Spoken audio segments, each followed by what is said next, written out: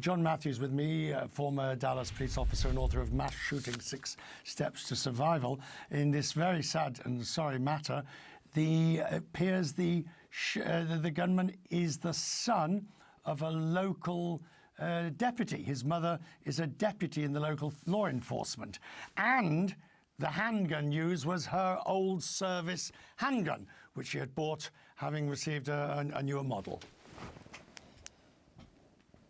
Yes, I was absolutely amazed at how open and transparent the sheriff was about that. I think that's great. Immediately he came out, identified the suspect, identified that the suspect was the son of his deputy, and that the suspect had been part of the Leon County Youth Law Enforcement Program. So I think that really commend him for coming out in the very beginning and saying, we know the suspect. He was one of our own in our youth academy, a son of our deputy, and used a weapon that belonged to the deputy. That way, nobody can say anything negative going forward. He released it right here, first press conference, right in the beginning.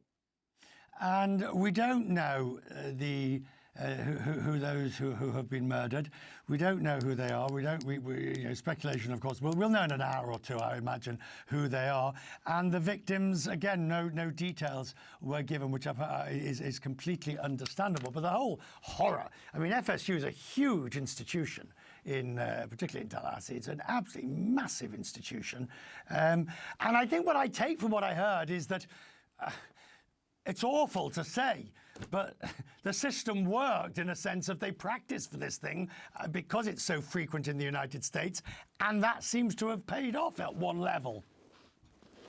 Absolutely. Yeah. Our training throughout the United States for all law enforcers has been ongoing for years. Every single officer is instructed in what to do in active shooter situations, that we immediately respond, that we immediately neutralize the threat, that we contain the area, process the crime scene, and try to mitigate any harm to victims. So the shooter obviously knew the campus is an open campus. He went to the Student Union, one of the most, the busiest locations on campus, where you've got students, staff, everyone, and law enforcement responded and mitigated the threat.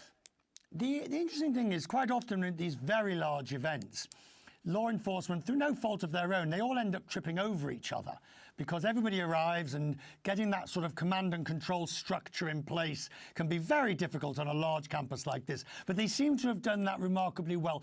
Unfortunately, because they practiced it. Unfortunately, because we know it happens so frequently in the United States.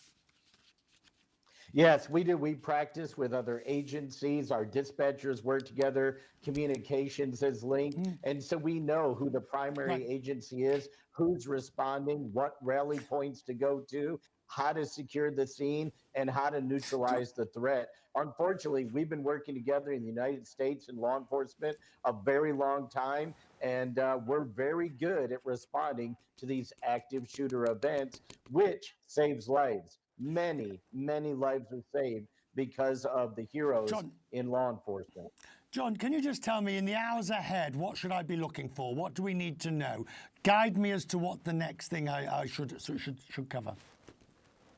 Well, they're going to secure the area. They're going to make sure there's no further threat to staff or students. They're going to start processing the crime scene. As the FBI special agent in charge said, they're going to start processing all of the video, all of the data, all of the posts that you see on Instagram, social media, Facebook. They're going to look at all of that from every angle so they get a good picture of exactly what happened. How did the shooter enter? What did he do? What actions did he take? Who were his victims? Who were potential victims? So they want to paint an entire comprehensive picture of that scene so they know exactly what happened, especially since we know the shooter invoked his right not to speak. You're not going to get answers from him. So you got to piece together all of the footage, all of the video, and all of those witness statements from literally hundreds of witnesses that saw this event.